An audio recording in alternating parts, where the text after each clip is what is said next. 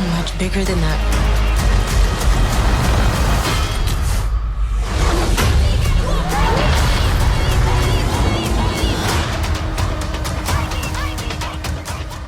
All right, everybody, I finally got a chance to sit down and start watching the new Disney Plus series, Ironheart. And throughout the day, I'm going to watch an episode, give you my thoughts, watch an episode, give you my thoughts until I get to the third episode. So these are my thoughts on episode 1 of Ironheart.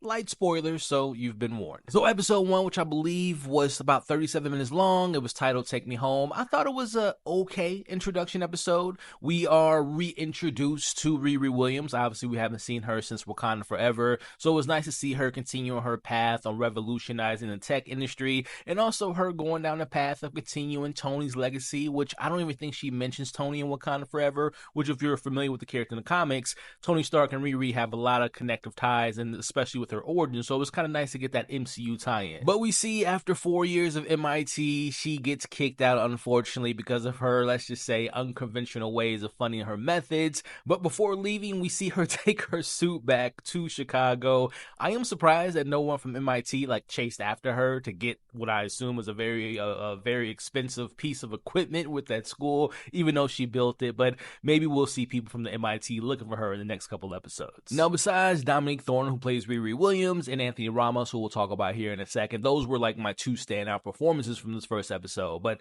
the MVP for me was Chicago. I was born and raised in Chicago, so it's great to see the city, and I think it's the first time that Chicago's been using the MCU, so I'm really excited to see how they use Chicago, which also, I like the vibe of this first episode as far as the aesthetic, being in Chicago, of course. The soundtrack was really kind of keeping me engaged. I like the vibes the show's giving off. But that brings me into the one thing that I wasn't the biggest fan of with this first episode. And that is the introduction of the less than stellar robbers and the crew led by Anthony Ramos. Now, Anthony's great. I like him as a hood. It's very intriguing. But the crew didn't really work for me. They just seem out of place. They seem like they're in a different show. They felt and looked like a low-budget Ocean's 11 crew. But to be fair, I wasn't the biggest fan of the Agatha crew, but as the season of that show went along, I became big fans of them. So I hope to fall in love with this crew as the season goes by. But right now, first impressions, I wasn't too excited about them so far. Now, the Hood's crew needs a new team member, and that's where Riri meets Parker for the first time. And I like the whole desperate times call for desperate measures angle for her joining the crew. Also, early on in the season, in this first episode, I like how they're throwing in the emotional baggage of Riri Williams and what she carries. And that's us seeing the loss of her stepfather, who I believe his name was Gary, and also her best friend by the name of Natalie, who unfortunately lost their lives in a drive-by shooting. Now, speaking of baggage, I also like what they're doing with Parker, with the whole tattoos on his back and his friend Johnny. I'm really intrigued to see that relationship continue to grow. But we see the Hood putting his hood in his secret lair, and I'm not too familiar with the comic book version of the character in the lore, but I do know he does have ties to Dormammu, and word on the street is that there may or may not be a cameo or an inclusion of Mephisto. But like I said up top, overall I thought the episode was just okay. I'm glad they're giving us episodes 2 and 3, because if this was just a one episode per week, I don't know if this would have really hooked a lot of people in. But again, I like that they're establishing Riri's motivations. I like the whole intrigue with Parker. Also, shout out to Cree Summers, and again, Chicago. So there's things that I like, but again, it just didn't hook me. But I'm about to go watch episode 2, and again, episode 1 was just okay. But let me know what you all thought of episode 1, and are you excited to learn more about these characters? Let's talk about it in the comments below.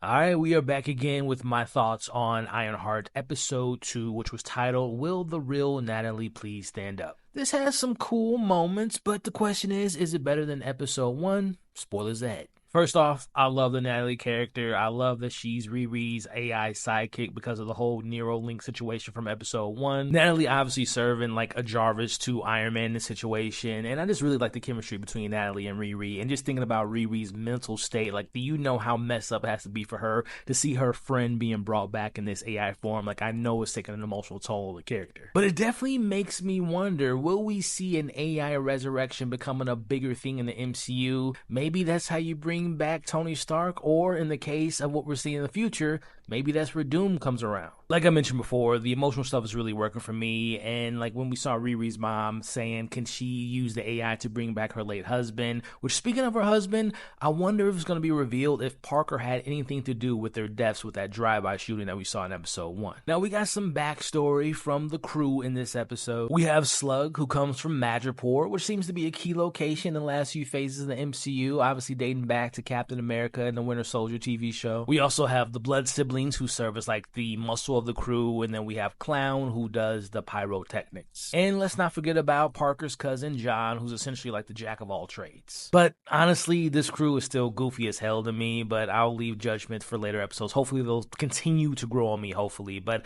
I'm very much interested in Parker's dark past and everything that's going on with him in the hood and all this dark stuff going on. That's like the most interesting part of this crew for me so far. Now, the main mission that's going on in this episode is putting a virus on Sheila's systems via the underground tunnel transport, which causes Riri to need some equipment from the black market, which brings her into the Joe character played by Eldon Aldenreich, who is not revealed who he really is in this episode, but if you put two and two together, him talking about his dad was tied into the tech and his dad is no longer with us, that to me gives me confirmation that his dad will be revealed to be Obadiah, who we know from Iron Man 1, which is obviously a huge connection and could potentially make him a huge threat later on. Now, the heist tunnel itself was pretty cool. Seeing Riri and her suit in action with Nat's help was a pretty cool thing to see as well. Speaking of cool, it was really pretty dope to see the hood using their mythical magic abilities to pop up in the back of the truck, but also use the gun to curve the bullet to shoot that cop. All that stuff was pretty cool. So overall, I would say this was another okay episode. Like, I'm going to give this one a slight edge over the previous one because of the mission we go on, and also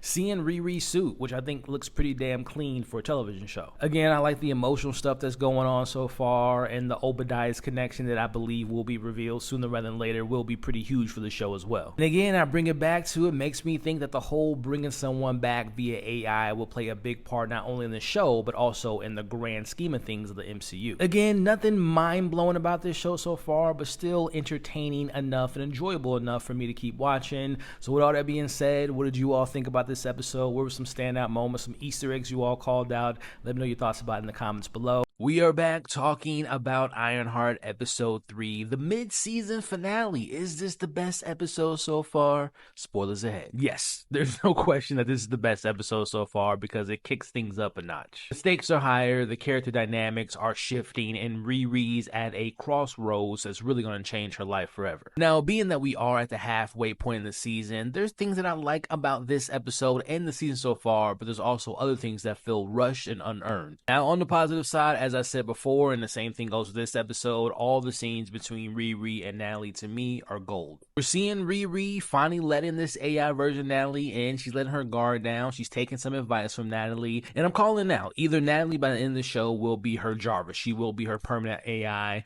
or we're going to see Riri losing her on her terms. She's going to let the AI go and it'd be like her way of accepting her best friend's death. And another relationship I'm really enjoying is the one that we're seeing between Riri and Joe, aka Ezekiel. Now, if you saw my previous videos, I assumed that it was going to be revealed that he was going to be Obadiah's son, because to me, the writing was on the wall with both of them losing their father, and the whole idea of the show so far is like Tony's legacy, and a connection to that just seemed too obvious. The question is, will they make Ezekiel a straight up villain? So obviously this can go one or two ways. In the character Ezekiel's mind, he's doing things for the betterment of people. He's using technology for good, unlike his father, but then this potentially him becoming a villain can be seen as the promise that Riri broke to him by not using his tech for bad, so that betrayal will send him down a dark path. So will the show subvert expectations by not making him a straight up villain, or will he just inevitably become his father? Those are all the things I liked about the first half of the episode, but then comes the second half where I feel things got a little clunky. Now, the mission that they're on this week, like visually, like all the missions so far on the show have visually looked pleasing, but the one they go on this week looked like something out of the Batman Arkham series in a good way. Like it was almost like they were in the lair of Poison Ivy, but some of the scenes to me in the back half of the episode really didn't land. And this to me is where the 6-episode format is really hurting this show. Like in my eyes, certain characters aren't fleshed out enough for these big leaps that we see in the second half. For example, Parker's turn to the dark side felt rushed to me, even though we knew it was inevitable. Like for example, we see in this episode him like agreeing with John, like, yeah, you're right, we shouldn't go on this heist because we're not prepared. But then he sees this guy on television who like talks about him, and then he like immediately changes his mind,